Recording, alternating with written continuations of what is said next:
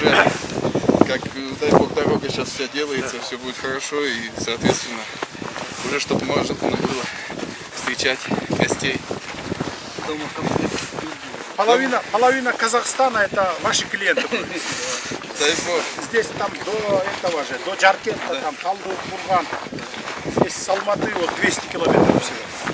Дай бог, чтобы, конечно, великая священная земля,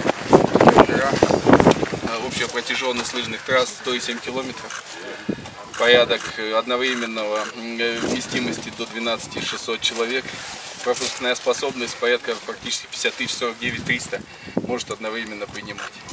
Канатных дорог 27. Будет 8 подъемников. Начнем поэтапно. От как слов к делу, то есть здесь первый этап, затем второй этап. Соответственно, мы сейчас стоим вот здесь, в этой стороне. Это единственный подъемник, он как более туристический. 7 подъемников основных со стороны Чимэнцай будет заезд. И, соответственно, уже все трассы проложены в течение года. Они соединены. Мы и хотим, чтобы как в хороших международных курортах это было развитие того, что горнолыжник поднялся, например, и катается на ряде трасс, не спускаясь вниз, фактически. И в этой части полностью в течение года. Завтра будет вот ровно год. Так сложилось. 7 декабря.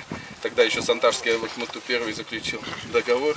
Мы прошли народные здесь сходы с населением, переговорили, да, презентовали проект. В течение года достигли данных результатов. Но планируем, чтобы первый этап в течение сезона закончить, запустить, чтобы люди уже видели, знали, начинали прибывать.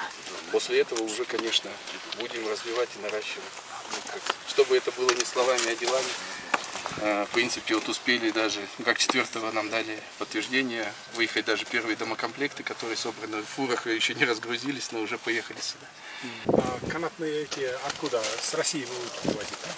Канатные дороги мировых брендов, это Доппельмайер, Лайтнер, вот, также оборудование снижения Демокленко, Суфак и машины специальные, это Пистенбуль, Приночь. То есть это европейские, австрийские компании. Возможно, российские. Возможно, российские, да. Мы участвовали во всех значимых проектах в России. Строили электроснабжение горнолыжного курорта Роза Хутор, 53 ТП. Участвовали в реконструкции электроснабжения объектов универсиады в 2018 году. Сочи, Красноярск проводит универсиаду. И имеем собственное производство в России, и сейчас у нас планы по локализации производства в Кыргызстане. То есть здесь полностью будет ваше оборудование, да? Ваше оборудование? Да, да, планируем, что будет все наше. Да. Государство, какие помощи?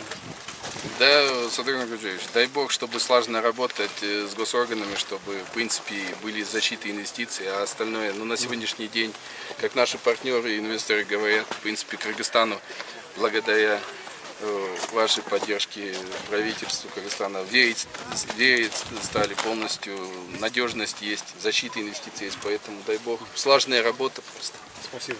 Вот с губернатором познакомились, да? Да. Какие будут, если проблемы, сразу обращайтесь, чтобы не задерживали ни по бумагам, ни по строительству. Кто-то будет мешать, вы можете сразу напрямую обратиться. Если он не решит, тогда ко мне напрямую.